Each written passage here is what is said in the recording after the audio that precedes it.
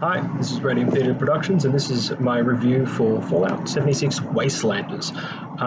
Settle down, it's going to have a bunch of spoilers, but I will flag them when I bring them up, and you can just skip.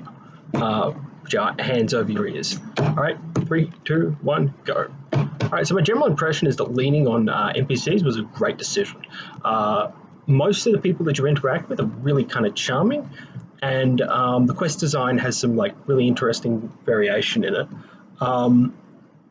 It does suffer from some repetitive boss encounters, so they lean pretty heavily on assaultrons to kind of gate the quest line at various points. However, there's a bunch of new enemy types. The floaters from the original Fallout games make a return.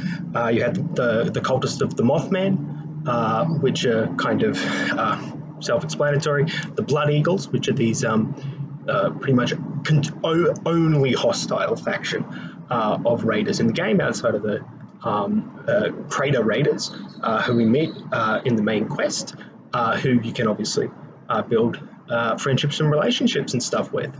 And then there's also spoilers, the communist ghouls. When you that's just an entire underground level where the Chinese communist soldiers have been kind of hiding underground. It's absolutely divine. Yeah, I mean, the game has added enough stuff to really kind of reinvigorate it, make it fresh. The rating of Vault 79, kind of alongside the Allies, I chose to side with spoilers. Spoilers for the whole thing. I can't be bothered.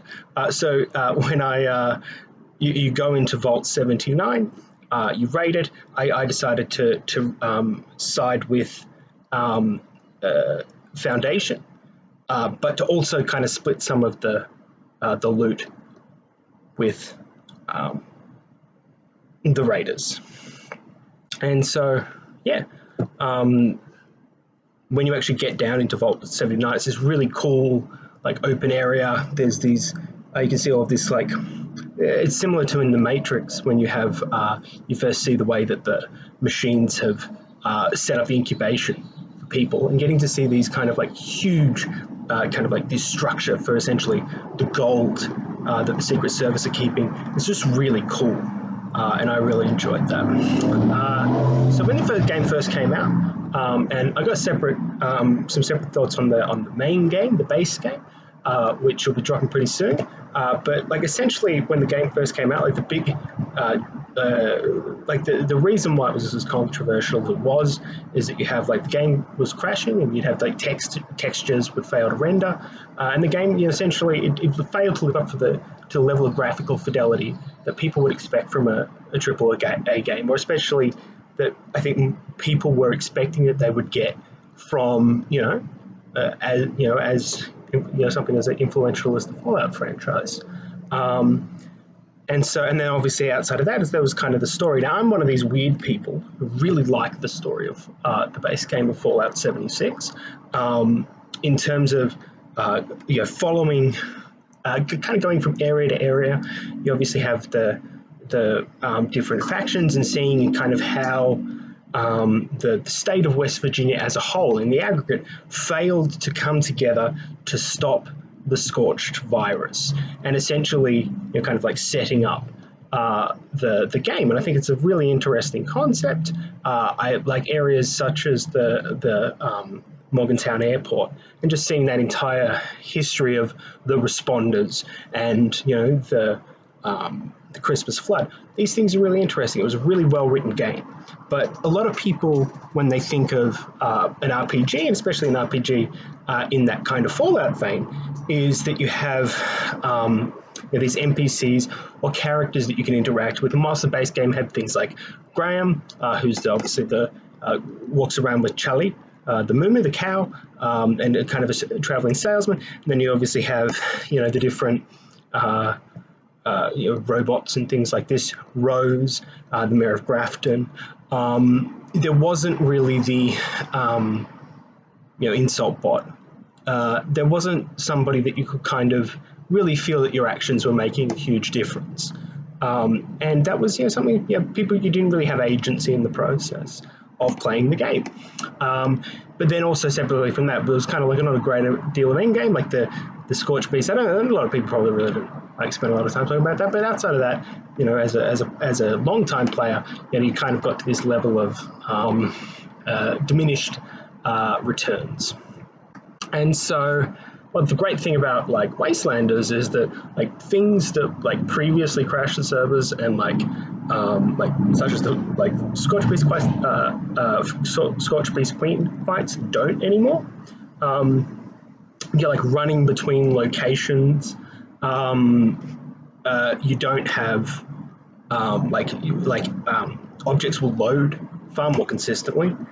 Even if you've got like Speed Demon and Marathoner and Action Boy equipped, some of these are big kind of like, so this is like a really cool increase in the the fun factor of the game, because you're not constantly fighting against systems which don't work.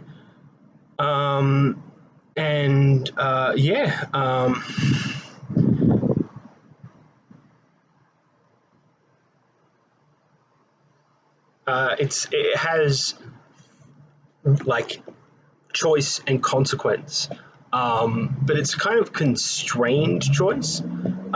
So you have like Roper, who's the leader of these kind of like raiders who kick the super mutants out of the West Virginia Lumber Corporation, which is kind of in the top left-hand corner of the map.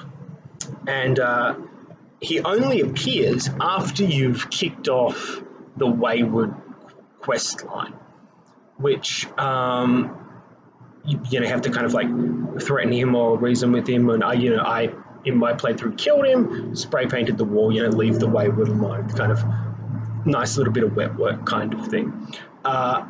And whilst it was kind of like, it makes sense why they had to do that in terms of like you trigger this quest and then that will trigger this particular area instancing. As an RPG fan, that's not particularly satisfying, right? So like there's a quest in Skyrim, the Golden Claw, and essentially you're awarded the Dragon Stone as a quest item, and then when you kind of like move on in the main storyline, you'll kind of get to the castle and you meet Ferengar, and he'll compliment you for actually having gone off and getting the Dragonstone. And if you hadn't played through before, or if you play through without going on that side quest, you'll actually get sent off to do that side quest by Ferengar, then you come back. And that was this cool kind of thing, because it's like, if depending on how you come at things in the game, like depending on how, like you could be this really kind of like ambitious explorer and be like kind of rewarded for it and like praised for it, or alternatively you could be like going off on these quests and stuff. Now I understand that it's completely and totally unfair to expect like a full immersive sim experience in the first iteration of Fallout 76's dialogue system, Fallout 3, Fallout New Vegas style dialogue system. But the linearity of this, like, it's the same for like the settler leader Paige and the raider leader Meg. In terms of like, you can't meet these people until you're sent on the quests to meet these people. Now, it makes sense in the perspective of Rave, in the perspective of Rose, in that you have to, not in the perspective of Rose. Now, it's unfair to expect a full immersive sim experience in the first iteration of 76's dialogue system, but this linearity is the same for both the settler leader Paige and raider leader Meg, whose absence at Crater is actually explained through a quest where she is summoned by Rose with a voice cloning of David Thorpe, which is a very clever quest line for fans. As I think I remember Ferret Bowdlin, who's the narrative designer, saying in an interview, he said that some people really like Rose, and obviously they do, and so it's a really cool quest line in my opinion. And yeah, like these are really good quests, but because they are just you do this, and that'll kind of like kick off to do this one, which will kick off to do this one. It kind of distances you as a player from your agency in the world, because you're still just you're essentially just interacting with quest givers, except they now kind of have something to talk about. And this status quo was kind of most apparent upon finishing Secrets Revealed, which is, you complete preparations for both sides with Crater and Foundation for the raid on Vault 79, and then you kind of negotiate with the raider who kidnapped Penny Hornwright. Now, I arrived at the ending which kind of like balanced the competing interests of the newcomers and my own sense of self as a player, like in terms of like the character that I role play as. And this was kind of like reflected walking around Crater, where the raiders discussed my decision to split the bullion with the settlers. However, it kind of like at Foundation, kind of like I felt that there was a little bit less of that. Motherlode, for example, which is the robot from the Breach and Clear, and obviously the Motherlode side quest line in the base game of Fallout 76, gets destroyed if you team up with the settlers. But when you go back, and just kind of go back to playing, events like Breach and Clear kick off without kind of mentioning that it had been destroyed. And I thought that was a bit weird. There's a really good kind of end game gear loop now.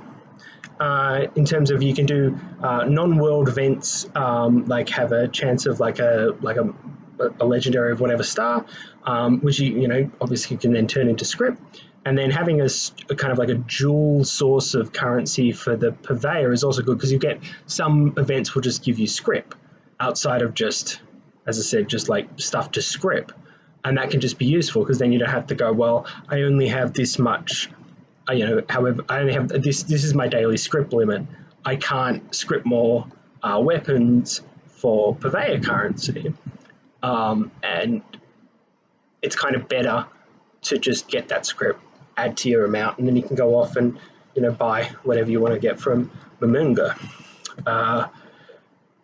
This is obviously that's a hell of a lot better than a launch, because obviously now you can go for your Pioneer Scout badges for those rewards. You can go for some of those rare plans and events like Project Paradise, but then you can also go for the gold bullion, which is just this cool currency that you can go to Vault 79 and just buy interesting new end game loot. And kind of the ally dailies and faction dailies, you add them to kind of like the Viv and the Pioneer Scout dailies from like the Wild Appalachia DLC. There's a heap of stuff to do. It's kind of a shame that Vault 94 has been temporarily closed or permanently closed. I'm unsure as to what BGS plans to do with it. There's another thing, got another video on that coming soon. It will require a lot more editing and fancy effects than this here. And footage. I will not be putting footage of Wastelanders in this, because this is just these are just some preliminary thoughts, essentially.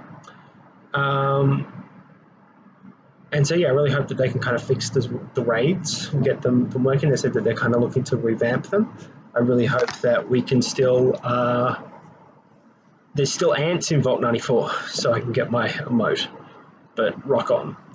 I think it's really, like, Wastelanders is good, I think, for new players.